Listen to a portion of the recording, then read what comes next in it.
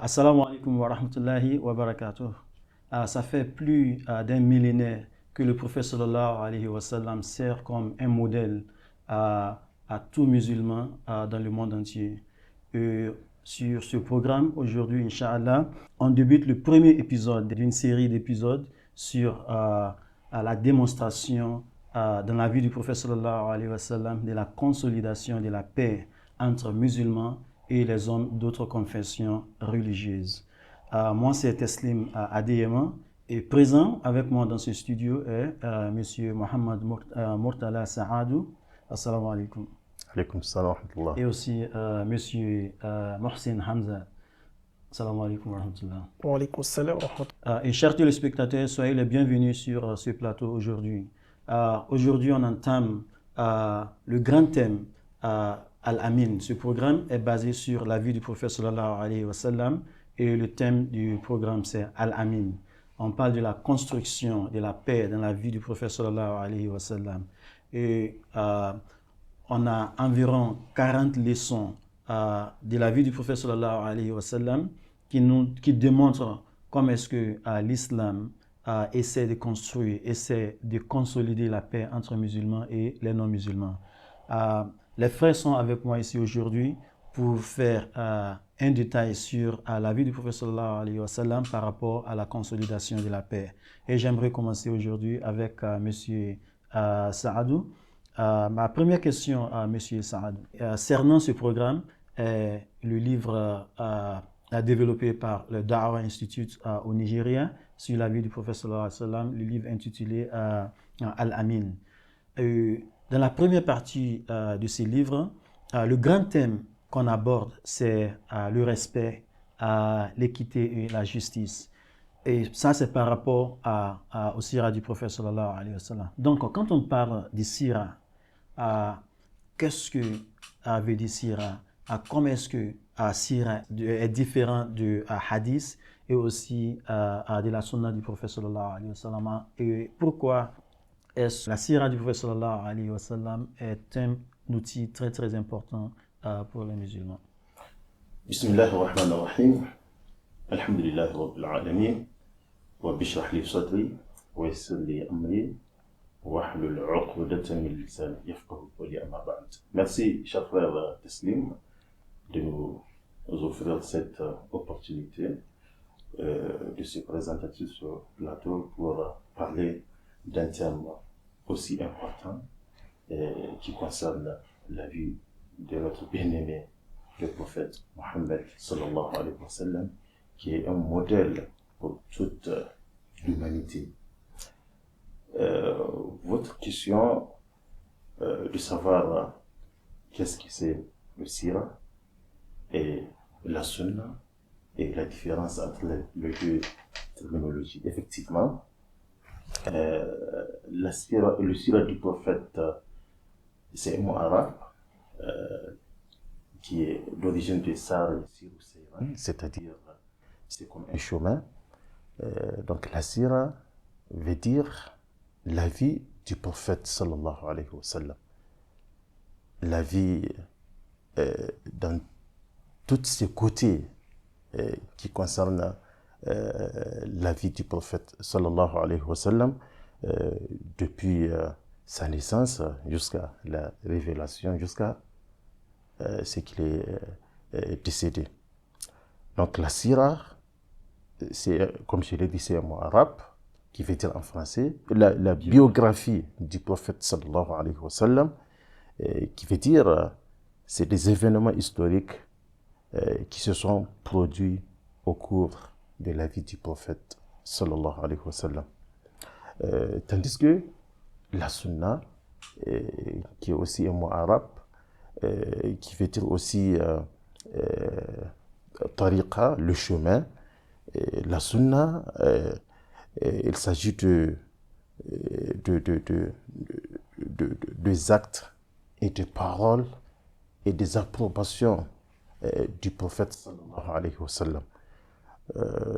Donc c'est ça un peu la différence entre les deux terminologies. Merci beaucoup. Monsieur Mohsin, je ne sais pas si vous avez un mot à ajouter sur cela.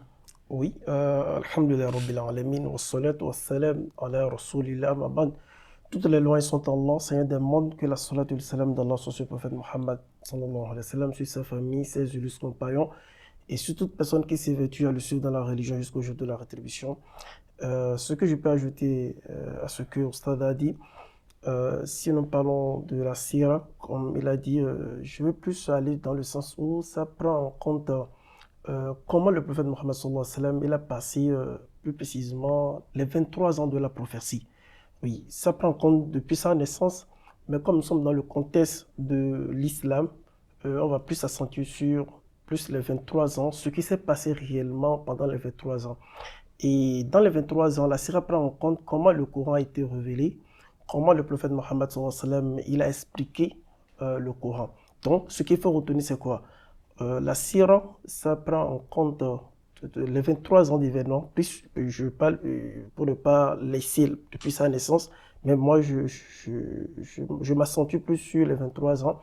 Et le Coran, qui est notre constitution, la constitution de toute l'humanité, et la sunna, la mise en pratique de ce Coran-là, c'est ça que nous appelons as-sunna. Et Oustad l'a déjà dit, ça peut être des paroles, des faits, des approbations. Je peux aussi ajouter aussi les délaissements du prophète Mohammed sallallahu alayhi wa sallam. C'est ce qu'on appelle la sunna tout-tarqiya. C'est-à-dire ce qu'il a délaissé, alors qu'il a la capacité de faire, il n'a rien qui n'empêche de le faire. Ce n'est pas à nous aujourd'hui de trouver que c'est ça, mais c'est ça la religion. Vous voyez? Donc je parle bien de ce qui a rapport avec la religion et non de ce qui a rapport avec la vie moderne. Donc, merci beaucoup. Donc, aussi, on peut dire la sira du prophète sallallahu alayhi wa sallam donne un contexte parce que la sunna du prophète sallallahu alayhi wa sallam souvent est basée seulement sur ses paroles, ce qu'il a délaissé aussi, ce qu'il a approuvé.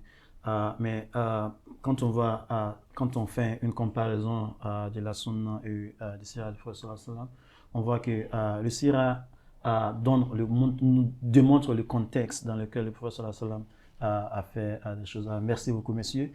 Si je reviens à vous, monsieur Mohsin, on a environ 24 épisodes pour ce programme. Est-ce que vous pouvez nous donner, pour mieux préparer notre téléspectateur et auditeur, un aperçu des grands thèmes qu'on veut aborder sur ce programme? Concernant les grandes lignes que nous allons aborder durant nos épisodes, ça va ce qu'il faut retenir plus de façon générale, nous allons aborder les qualités du prophète Mohammed sallallahu alayhi wa sallam sur tous les plans. Les qualités envers les musulmans d'abord, les qualités envers les non-musulmans, tout ce qu'il a fait pour installer la paix. Parce que le prophète Mohammed sallallahu alayhi wa sallam, il a été envoyé pour toute l'humanité, non pour un groupe donné, donc les musulmans, les non-musulmans. Et les musulmans, ce sont ceux-là qui ont répondu à l'appel d'Allah subhanahu wa ta'ala, alors que par contre les autres, la défense en général, sont des gens qui n'ont pas encore répondu à l'appel d'Allah subhanahu wa ta'ala. Donc ce que nous allons aborder, nous allons aborder la consolidation de la paix, nous allons aborder l'équité, nous allons aborder aussi également et le respect, et nous allons aborder aussi également comment se comporter, parce que nous sommes appelés à rester avec les non-musulmans, tout ce que le prophète sallallahu alayhi wa sallam enseigne autour de ça. Donc, merci beaucoup.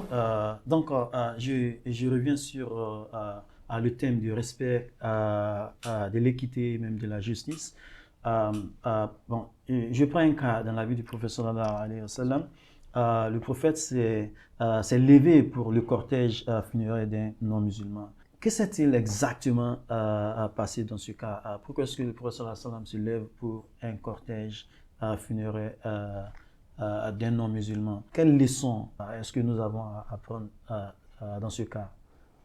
Oui, effectivement, le prophète sallallahu alayhi wa sallam, au cours d'un passage d'un cortège d'un non-musulman, il s'est levé. Et effectivement, parmi les compagnons du prophète, il y a ceux qui ont montré comme si le prophète ne devrait pas se lever pour un cortège funèbre d'un non-musulman, mais le prophète a répondu de façon rhétorique en disant que ce n'est que aussi une âme.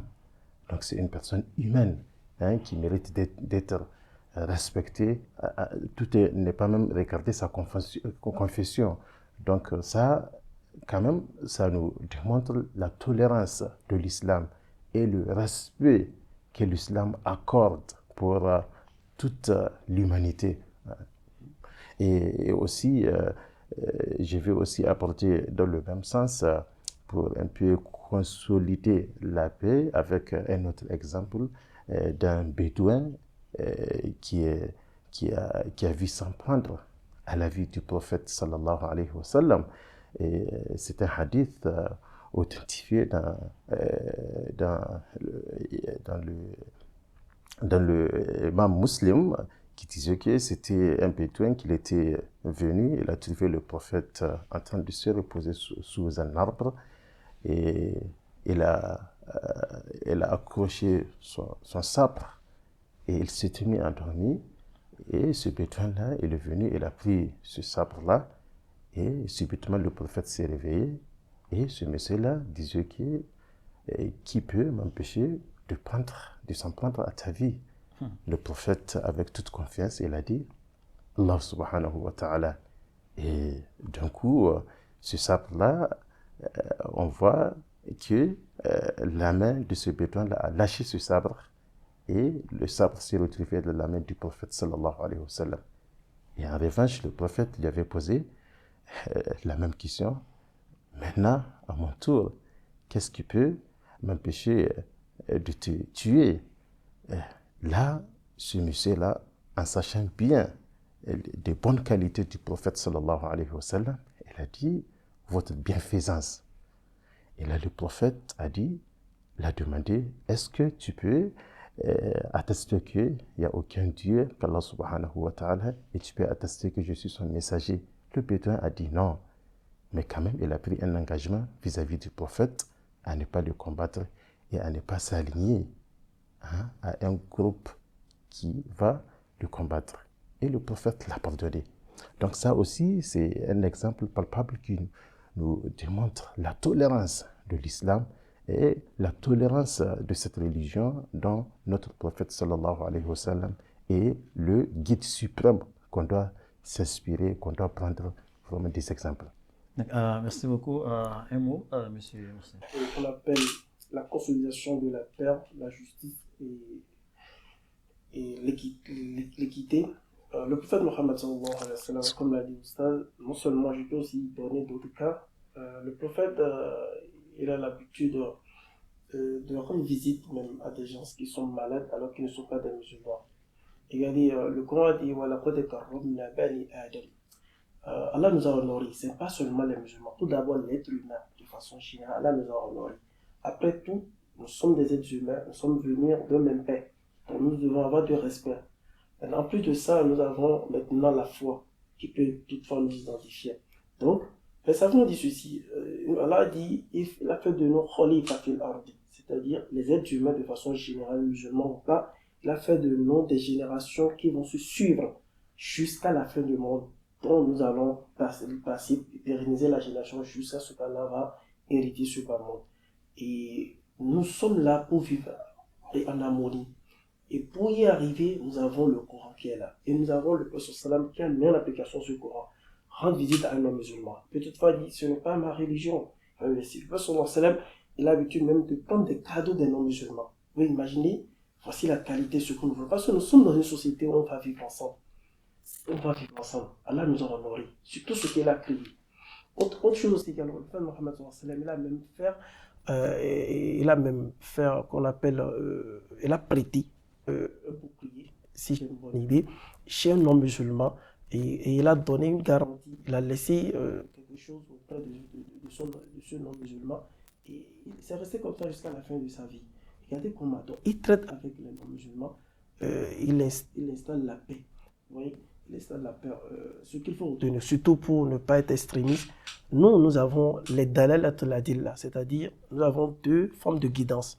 Nous avons la guidance que nous allons exposer les preuves. Mais la vraie guidance pour guider vers l'islam, c'est Allah qui a ça. Donc on n'a pas l'obligation de forcer quelqu'un vers la religion. Il a des droits vis-à-vis de nous, nous avons aussi des devoirs vis-à-vis de la personne. Donc c'est pour dire que le prophète Mohammed sallallahu alayhi wa sallam, c'était l'excellent modèle, comme l'a dit Allah dans le Coran, qu'il est innaka la'ala khuluqil azim, qu'il est l'excellent modèle à suivre dans ce bas monde. Le meilleur des coachs, c'était le prophète Mohammed sallallahu alayhi wa sallam. Merci beaucoup. Et le prophète, vous savez, le prophète est celui que tous les musulmans suivent. C'est notre modèle. Et le vivre ensemble est très pour le vivre ensemble, il est très important de suivre ces trois éléments du respect, de l'équité aussi de la justice. Donc, parce que quelqu'un n'est pas un musulman, ne veut pas dire qu'on ne doit pas le respecter, ne veut pas dire que lorsqu'on doit être juste envers lui, on ne doit pas être juste. Il faut être juste parce que la justice n'a pas nécessairement de religion. Si on doit être juste envers une personne, il faut être juste envers cette personne, même si la personne n'est pas musulman. Voilà ce que, si je comprends dans tout ce que vous dites, ce que l'islam nous enseigne. Merci beaucoup. Et je reste toujours avec vous pour une autre question. Et la question, c'est que quelles sont les réflexions des érudits juristes musulmans sur cette affaire? J'aimerais savoir, qu'est-ce que disent les juristes et les érudits musulmans par rapport à cela? Le fait que le prophète Mohammed sallallahu alayhi wa sallam, il s'est levé pour le funérail d'un non-musulman, il a fait ça 2 fois pour un non-musulman et aussi pour une non-musulmane aussi également, une femme. Ça voulait poser un peu de divergence auprès des savants. D'autant dit que c'est déjà aboli, que ce n'est plus de la religion, mais à travers les dits de Imam Nawawi et de Ibn Hazm, on a compris que c'est une recommandation divine. Après la religion, nous sommes des frères. Nous devons avoir la fraternité. Donc si le prophète ça, parce que si vous regardez dans le second cas où le prophète Mohammed il s'est levé pour un homme musulman garçon, dans un contexte, les autres ont demandé, mais c'est un homme musulman, il dit, mais après tout c'est une âme qui est partie, c'est une âme. Donc le prophète il voit une âme non musulmane et qui va déjà, alors que nous savons très bien qu'en islam, si on dit quelqu'un il est mort étant que non musulman et il est exposé au châtiment d'Allah. Là, peut toutefois le pardonner. Mais nous n'avons pas le droit de le jeter. Mais avec les peurs, on peut dire qu'il est exposé au châtiment d'Allah. Mais malgré ça, le prophète Mohammed il s'est levé pour cette âme-là. Donc, c'est une recommandation divine. Donc, ceux-là qui pensent que c'est quelque chose qui est déjà aboli, que ce n'est plus de la charia, non, c'est une recommandation divine. On doit honorer cela. Voire même, il a beaucoup de leçons autour de ça. Ça veut dire que si on trouve un homme musulman dans le besoin, on peut le sauver. Pourquoi même ne pas lui donner le sang? Pourquoi ne pas l'aider? Ça dit que juste un mort qui va déjà à sa dernière demeure, il s'est levé, ça dit que c'est le sommet ça. Mais tout ce qui vient encore en bas de ça, alors qu'il est vivant, c'est encore plus recommandé. Oui. Merci beaucoup, M. Saadou. Un mot sur cela? Effectivement, si je m'apporte dans le même sens que le frère Mohsin, si on regarde cette attitude ou ce comportement du prophète sallallahu alayhi wa sallam vis-à-vis à ce funérail de nos musulmans, donc c'est un respect que le prophète sallallahu alayhi wa sallam a accordé à ce corps non musulman. Donc il faut revenir un peu en arrière donc pour dire que si le prophète sallallahu alayhi wa sallam a respecté le funérail ou bien un corps mort, qu'en est-il de son état vivant? Donc l'islam nous recommande d'être juste, d'aider aussi nos proches, qu'ils soient musulmans ou pas. Tu as un voisin non musulman, c'est pas parce qu'il n'est pas musulman, tu sais que tu ne vas pas le respecter, tu ne dois pas l'accorder ce droit, hein, et tu dois pas aussi le supporter. Je me rappelle aussi d'une voisine du prophète sallallahu alayhi wa sallam qui jetait des déchets dans la maison du prophète, et le prophète sallallahu alayhi wa sallam essaie de l'écarter chaque fois, hein, sans qu'il porte atteinte à cette femme-là, jusqu'à ce qu'elle a compris ces actes-là ne sont pas bons, et ce comportement du prophète a fait en sorte que la femme-là a aussi embrassé l'islam. Donc, vraiment, l'islam, le prophète sallallahu alayhi wa sallam, c'est notre guide suprême. Nous, en tant que musulmans, nous devrons toujours s'inspirer de la vie du prophète sallallahu alayhi wa sallam pour mener à bien notre vie. Merci beaucoup. Donc, cela démontre que le musulman, c'est un homme de caractère. Parce que si, même dans sa mort, on doit respecter le non-musulman, lorsqu'il est en vie, vous voyez, cela même devient plus important. Donc, ce qu'on veut dire ici, c'est que l'islam n'est pas contre quelqu'un, n'est pas contre l'être humain. L'islam est seulement pour venir guider l'homme, et à moins qu'une personne se batte contre les musulmans, on n'a pas de problème avec cette personne, on ne doit pas combattre cette personne, on laisse la personne dans sa vie, on vit. Le vivre ensemble est très très important dans l'islam. L'islam nous donne les guides pour pouvoir établir, consolider la paix et même le vivre ensemble. Et vous voyez, quand on prend le respect, l'équité, la justice même on donne la justice à une personne même qui est morte, vous voyez, donc comme dans l'islam. Parce que le prophète va s'élever pour la mort d'un musulman. Et il fait la même chose pour le non-musulman. Vous voyez, il ne dit pas que parce que cette personne elle n'est pas un musulman, on ne va pas. Et il encourage aussi ses compagnons à s'élever pour ceux-ci. Donc, Allah subhanahu wa ta'ala nous dit dans le Coran aussi, nous avons certainement honoré les enfants de Adam, et nous sommes tous de Adam, et Adam vient de la terre. Donc, nous ne sommes rien, vous voyez, à moins que, parce qu'il disait aussi, le